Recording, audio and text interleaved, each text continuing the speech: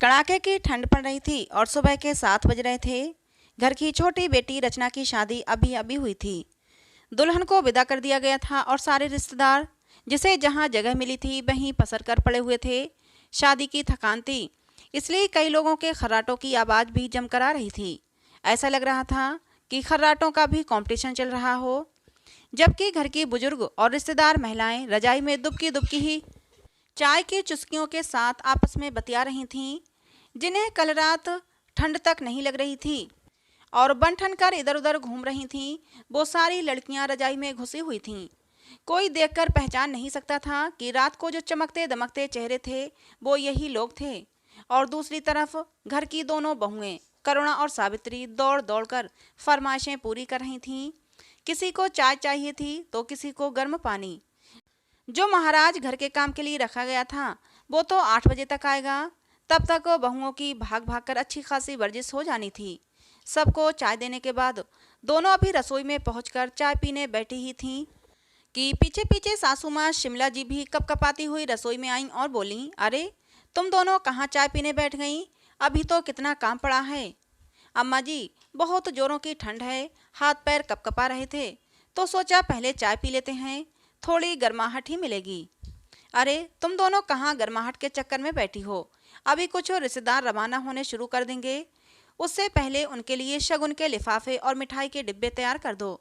और हाँ, याद रखना कोई कमी न रहे, 3 तरह के डिब्बे तैयार कर देना। पिछली बार की तरह गलती मत करना। मुझे लोगों की बात सुनने की आदत नहीं। 3 तरह के डिब्बों की बात सुनकर छोटी बहू सावित्री ने हैरान होकर पूछा, 3 तरह के डिब्बे मतलब?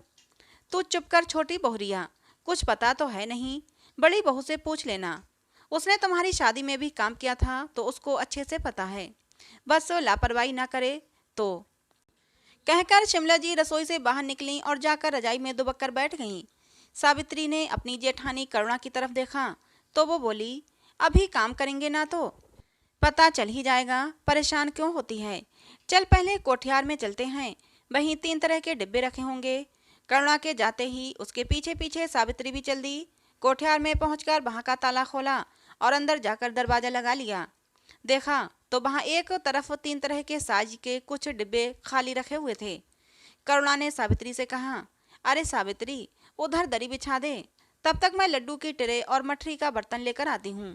जब तक सावित्री ने दरी बिछाई तब तक करुणा लड्डू और मठरी के बर्तन लेकर आई। सावित्री बड़े ही उत्साह के साथ करुणा के पास आकर बैठ गई और बोली, जी मुझे भी बताओ कैसे क्या करना है। अरे बताती हूँ, फिक्र मत कर। पहले 2-3 डिब्बे पैक कर दूं ताकि मुझे समझ में आ जाए।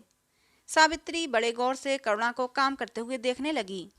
देखा तो करुणा ने तीनों साइज के एक एक डिब्बे उठाए। सबसे बड़े डिब्बे में 10 लड्डू और गिनकर 10 मठरी रख दी।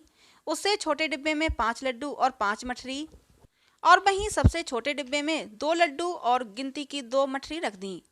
3 डिब्बों को तैयार कर देने के बाद करुणा सावित्री से बोली, समझ में आया क्या करना है? हाँ जी, ये तो समझ में आया कि क्या करना है, पर अभी तक ये समझ में नहीं आया कि ऐसा क्यों करना है। ये डिब्बे तो हलवाई भी पैक कर सकते थे। अरे मेरी भोली देवरानी, हलवाई से पैक कराए जा सकते हैं, पर थोड़ा सा पैसा बचाने के चक्कर में अम्मा जी कराती नहीं। हाँ, ये बात तो सही है, भला कौन बहू की सहूलियत देखता है। पर एक बात बताओ जी, अम्मा जी आपको लापरवाह क्यों कहती हैं, जबकि मैं तो शुरू से देखती आई हूँ आप हर काम बहुत ही तरीके से और समय पर करती हैं। और ये 3 तरह के डिब्बे क्यों? देखो, शादी में हर तरह के मेहमान आते हैं, कुछ खास होते हैं और कुछ ये सिर्फ व्यवहार निभाने वाले होते हैं। उस हिसाब से ये 3 डिब्बे तैयार किए हैं। जैसे जो घर के खास रिश्तेदार हैं उन्हें ये बड़ा डिब्बा दिया जाएगा, जो यार दोस्त हैं उन्हें दूसरा वाला डिब्बा दिया जाएगा, और जो कभी कभार शक्ल दिखाते हैं ऐसे रिश्तेदारों को छोटा डिब्बा दिया जाएगा। अच्छा, और हमारे मायके वालों को? सावित्री ने प्रश्न भरी निगाह से करुणा की तरफ देखा तो करुणा बोली, अभी तूने सुना नहीं अम्मा जी ने क्या कहा था? यही कि मैं लापरवाह हूँ। बस यही लापरवाही तो की थी मैंने। हैं जी, ये क्या बोल रही हो? और ऐसे काहे की लापरवाही हो गई थी तुमसे? सावित्री ने मुंह पर हाथ रखते हुए हैरानी से कहा तो करुणा ने जवाब दिया, पता है, तेरी शादी के वक्त अम्मा जी ने मेरे मायके वालों को ये छोटा सा डिब्बा देने का कहा था, पर मैंने नहीं दिया था। मुझे तो ये मिठाई का डिब्बा देते हुए शर्म सी आई, इसीलिए मैंने अपनी मर्जी से एक बड़ा डिब्बा मिठाई का दे दिया। फिर जीजी, अम्मा जी नाराज नहीं हुई? अरे नाराज, मुझसे 3-4 दिन तक बात नहीं की थी। मुझे और मेरे घर वालों को खूब कोसे जा रही थीं। पता नहीं, ये ससुराल वाले भी बहू के मायके से आता हुआ तो बहुत अच्छा लगता है, पर मिठाई का डिब्बा तक उन्हें देना इन लोगों को बहुत खलता है। उन 3-4 दिनों में अम्मा जी ने मेरा जीना दुश्वार कर दिया था। आखिर जब मैंने माफ़ी मांगी तब जाकर शांत हुई थीं। अच्छा, घर में किसी ने अम्मा जी को कुछ नहीं कहा? कौन क्या कहता, अम्मा जी किसी के सामने ही थोड़ी ना कुछ कहती हैं, वो तो पीठ पीछे टोचती रहती हैं।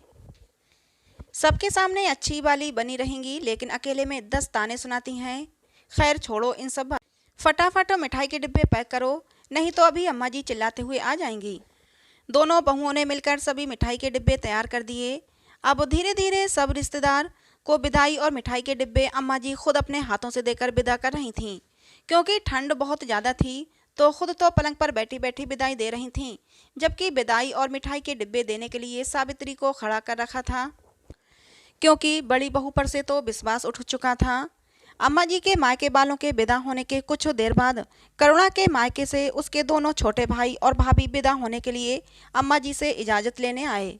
तो अम्मा जी ने सावित्री को छोटा डिब्बा मिठाई का देने के लिए इशारा किया, लेकिन ये क्या, सावित्री तो उस डिब्बे की जगह एक बड़ा सा थैला उठाकर ले आई।